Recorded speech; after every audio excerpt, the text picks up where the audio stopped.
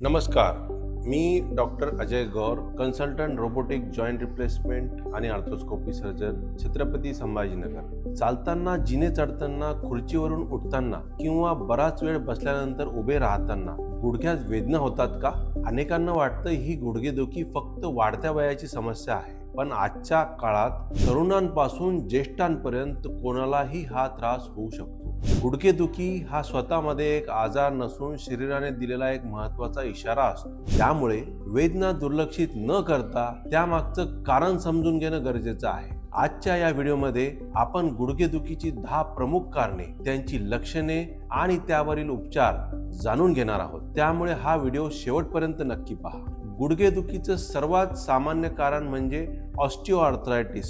वाढत्या वयानुसार किंवा सततच्या ताणांमुळे गुडघ्यातील कार्टिलेज झिजू लागतो. त्यामुळे चालताना वेदना, सूज, कटकट आवाज आणि हालचालींमध्ये अडथळा येतो. सुरुवातीच्या टप्प्यात वजन नियंत्रण करणे, फिजिओथेरपी आणि औषधांनी आराम मिळू शकतो, तर गंभीर अवस्थेत नी रिप्लेसमेंट म्हणजेच गुडघ्याच्या सांधे बदलीची आवश्यकता भासू शकते. दुसरं कारण लिगामेंट इजा. खेळताना अपघातात किंवा अचानक वळल्यामुळे लिगामेंट फाटू शकतो. अशा वेळी तीव्र वेदना, सूज आणि गुडघा अस्थिर वाटू शकतो. विश्रांती, नी ब्रेस, फिजिओथेरपी आणि आवश्यक असल्यास आर्थ्रोस्कोपिक सर्जरी हा याच्यावर उपचार आहे. तिसरं महत्त्वाचं मुख्य कारण म्हणजे मेनिस्कल टियर म्हणजे गुडघ्यातील गादी फाटणे. मेनिस्कस हा गुडघ्यामध्ये कुशन सारखं संरक्षण देणारा एक भाग असतो. तो फाटल्यास गुडघा लॉक होणे, वाकवताना त्रास होणे, सूज अशी लक्षणे दिसतात.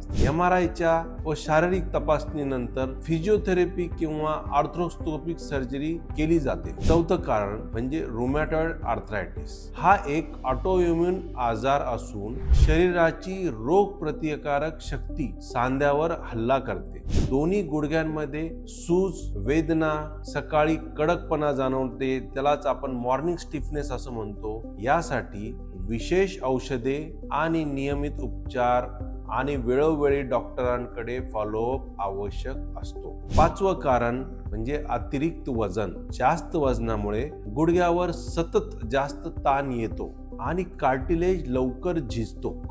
वजन कमी करणे, नियमित व्यायाम आणि संतुलित आहार हे सर्वात प्रभावी उपाय आहेत. सहावं कारण म्हणजे बर्सायटिस.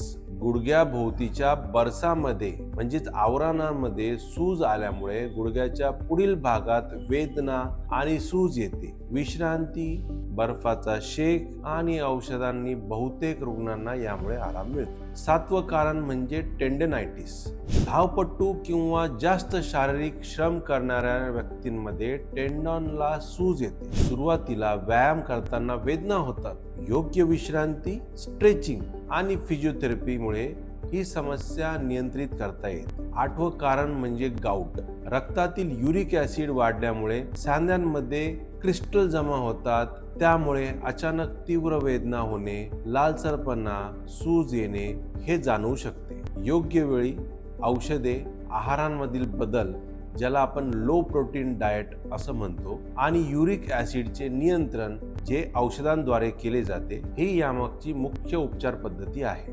9वं कारण म्हणजे गुडघ्यातील संसर्ग ज्यालाच आपण इन्फेक्शन असं म्हणतो. हे इन्फेक्शन बॅक्टेरिया, व्हायरल किंवा फंगल असं कोणत्याही कारणामुळे असू शकतो. यामध्ये ताप, तीव्र वेदना, मोठी सूज आणि चालता न येणे ज्यालाच सुडो पॅरालिसिस आपण असं म्हणतो, ही लक्षणे दिसतात. अशा वेळी तातडीने ऑर्थोपेडिक सर्जनचा किंवा तज्ज्ञांचा सल्ला घेणे आवश्यक असते. 10वं आणि शेवटचं कारण म्हणजे चुकीची जीवनशैली. दिवसभर बसून काम न करणे, व्यायामाचा अभाव आणि स्नायू कमकुवत होणे यामुळे गुडघ्यांवर ताण वाढतो. नियमित चालणे, सायकलिंग, स्ट्रेचिंग, स्नायू मजबूत करणे, वेट ट्रेनिंग या व्यायामांमुळे गुडघेदुखी टाळता येते. आता प्रश्न येतो की डॉक्टरांकडे कधी जावं? जर गुडघ्यातील वेदना 2 आठवड्यांपेक्षा जास्त काळ टिकत असेल, सूज वाढत असेल, चालताना त्रास होत असेल, गुडघा लॉक होत असेल किंवा अपघातानंतर वेदना सुरू झाल्या असतील, तर त्वरित ऑर्थोपेडिक तज्ज्ञांचा सल्ला घ्या. गुडघेदुखी टाळण्यासाठी वजन नियंत्रणात ठेवा, दररोज चालण्याची सवय लावा, नियमित व्यायाम करा, योग्य फुटवेअर वापरा आणि वेदना सुरू होताच उपचार घ्या. लवकर निदान झाल्यास अनेक वेळा मोठी शस्त्रक्रिया टाळता येते. शेवटची एक गोष्ट लक्षात ठेवा, प्रत्येक गुडघेदुखीचं कारण वेगळं असतं आणि त्यावर उपचार पद्धतीही त्यानुसार बदलली जाते. त्यामुळे स्वतःहून कोणतीही औषधे घेण्याऐवजी योग्य तपासणी करून कारण शोधणं महत्वाचं आहे. कारण योग्य कारण आपल्याला माहीत झालं, योग्य डायग्नोसिस झालं तर आधुनिक उपचार पद्धतींमुळे बहुतांश रुग्ण पुन्हा वेदनामुक्त जीवन आणि सक्रिय जीवन जगू शकतात. जर हा व्हिडिओ तुम्हाला उपयुक्त वाटला असेल तर लाईक करा, शेअर करा आणि आरोग्यविषयक अशाच माहितीपूर्ण व्हिडिओंसाठी आमच्या चॅनलला सबस्क्राईब करायला विसरू नका. धन्यवाद.